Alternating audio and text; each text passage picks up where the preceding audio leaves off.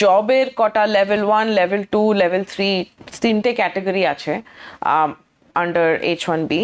তো ওরা বলছে কি only level 2 and up H1B পেটিশনস ওরা অ্যাপ্রুভ করবে। বিশাল বড় কনসালটেন্সি কোম্পানিজ গুলো কি করে, ওরা ফেক জব অফার দেখিয়ে ওদের নাম, ক্যান্ডিডেটের নাম লটারিতে ঢুকিয়ে দেয়, আর তারপর মাল্টিপল এন্ট্রিজ করে একটা ক্যান্ডিডেটের জন্য। ওরা ট্রাই করছে যারা অলরেডি এক্সপার্ট আছে, অলরেডি এক্সপিরিয়েন্স আছে, who can make a very high wage, ওরাই ট্রাই করছে ওদেরই চান্স দেওয়ার। আর যদি ভালো জব আছে আপনাকে জিজ্ঞেস করতে পারেন আপনার এমপ্লয়ারকে to apply for your petition. H1B ভিসাটা এটা অনেক পুরনো একটা কার্যক্রম আমরা বলতে পারি ইমিগ্রেশনের, তাই না?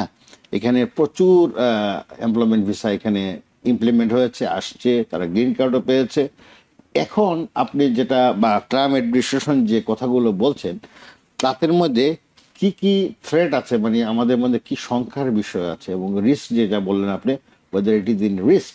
So what are the elements you find on the new presidential হ্যাঁ, তো আপনারা ঠিক বলেছেন, ইট ইজ আ ভেরি জি। ওল্ড ভিসা, বাট ওটার the nature of it has changed.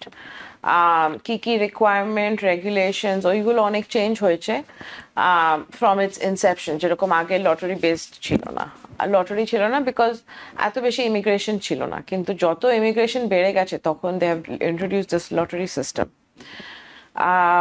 তো এভরি অ্যাডমিনিস্ট্রেশনই অ্যাকচুয়ালি টুকটাক চেঞ্জ করতে থাকে, কেননা এই H1B system actually quite a lot of fraud আছে আনফর্চুনেটলি। ওই কনসালটেন্সি, বিশাল বড় কনসালটেন্সি কোম্পানিজগুলো কি করে, ওরা ফেক জব অফার দেখিয়ে ওদের নাম, ক্যান্ডিডেটের নাম লটারিতে ঢুকিয়ে দেয়, আর তারপর মাল্টিপল এন্ট্রিজ করে একটা ক্যান্ডিডেটের জন্য। Das the game the system. তো ওই জন্য অনেক ফ্রড আছে। তো এভরি অ্যাডমিনিস্ট্রেশন অ্যাকচুয়ালি ট্রাই করে কিছু টুকটাক করতে। সো অবভিয়াসলি দিস এই অ্যাডমিনিস্ট্রেশনটা অবভিয়াসলি অনেক ইমিগ্রেশন চেঞ্জেস করেছে। তো ওদের অবভিয়াস এই এই রুলসগুলো ওরা অ্যাকচুয়ালি অনেক রিভ্যাম্প করতে চেষ্টা করছে। তো ওরা actually I think President Donald Trump has already signed this. It obviously has to go through Congress.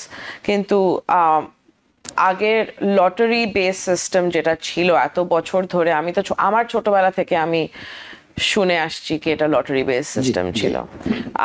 এখন লটারি বেস সিস্টেম থেকে ওরা একটা চেঞ্জ করছে, ওরা ওয়েজ বেসড করে দিচ্ছে। মানে জবের কটা লেভেল 1, লেভেল 2, লেভেল 3 তিনটে ক্যাটাগরি আছে আন্ডার H1B। তো ওরা বলছে কি only level 2 and up H1B পেটিশনস ওরা অ্যাপ্রুভ করবে। Are the salary that is যেটা হবে level 2 salary will be based on your profession and profession and location. So for example, আমি একটা লয়ার, আমার আমি নিউ ইয়র্কের লয়ার, আমার জন্য নিউ ইয়র্কের ল মানে ওয়েজটা অনেক বেশি হবে then for example Buffalo or Rochester, upstate New York বা western New York. So geographical location অনুসারে ওয়েজটা ফিক্স হবে। হ্যাঁ, ইট মেক সেন্স, কেন নিউ ইয়র্ক মতো একটা বড় শহরে যেটা ওয়ার্ল্ডের ফাইন্যান্সিয়াল হাব, ওখানে অবভিয়াসলি কারোর একটা লয়ারের স্যালারি ও অ্যাভারেজ স্যালারি বেশি হবে, কস্ট অফ লিভিং সবকিছুই বেশি। তো লেভেল 2 ওয়েজটা ওদের জন্য অনেক অনেক বেশি হবে। তো এরকম একটা সিস্টেম ওরা ট্রাই করছে ইন্ট্রোডিউস করতে, বোথ ইন অর্ডার টু, মানে ওরা কি ট্রাই করছে কি ফ্রেশ গ্র্যাজুয়েট আর কি they don't have any more options. ওরা ট্রাই করছে যারা অলরেডি এক্সপার্ট আছে, অলরেডি এক্সপিরিয়েন্স আছে, who can make a very high wage, ওরাই ট্রাই করছে ওদেরই চান্স দেওয়ার আর কি। জি, ধন্যবাদ অ্যাটর্নি রাঞ্জা। দর্শক আপনারা শুনলেন রাঞ্জার কথা। H1B স্ট্যাটাসটা যেটা বললেন আসলে এটা এখন অনেক পরিবর্তন আসছে, আগের সেই লটারি সিস্টেম তো এখন থাকবে না বোধ হয় ultimately, if everything passes, if everything with no changes. এখানে রাঞ্জা আমি যেটা বলছি, Donald Trump administration, if the administration does what one official described, it should change H1B visa rules for favor of employers that they pay higher wages. ওটাই try করছে ওরা। ওটাই try করছে না, and that could effectively transform this visa into one expert called a luxury work permit. হ্যাঁ হ্যাঁ বেশি মানে লটারি সিস্টেমটা বার করে দিলে জি জি জি জি সো আমি এখানে আরেকজন এখানে গত 2024 এর যে ডাটা আমি দেখলাম এখানে Congress caps a new H1B visas at 85,000 per fiscal year. হ্যাঁ Okay, including 20,000 for non-citizens who earned advanced degrees. And the government approved 400,000 H1B applications, including renewals, in 2024. 400,000.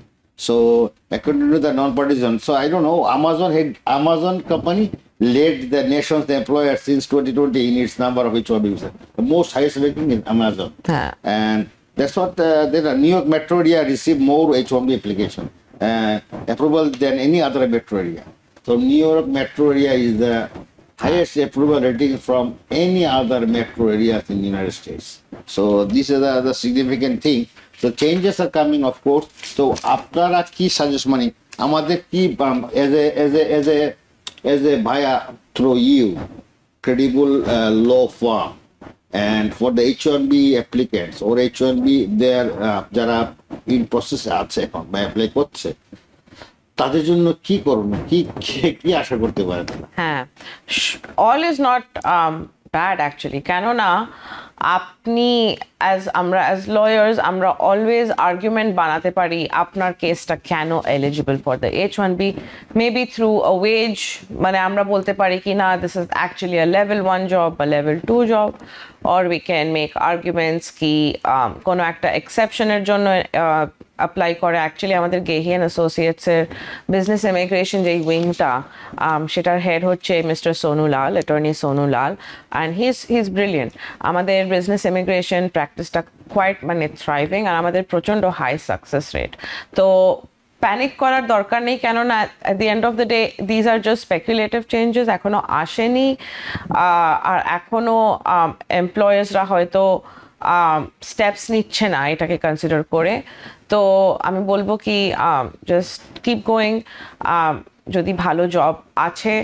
আপনাকে জিজ্ঞেস করতে পারেন আপনার এমপ্লয়ারকে to apply for your petition আর যদি কোনো ইস্যুস হয় আমাদের কাছে আসুন আমরা একটা ফ্রি কনসালটেশন দিই তো দেন আমাদের যে বিজনেস ইমিগ্রেশন এক্সপার্ট সে আপনাকে এক্সপ্লেন করতে পারে কি আপনার কোনো চান্স আছে নাকি না to make N out. New York থেকে সম্প্রচারিত TVN 24 টেলিভিশন বিশ্বজুড়ে বাঙালির কণ্ঠস্বর।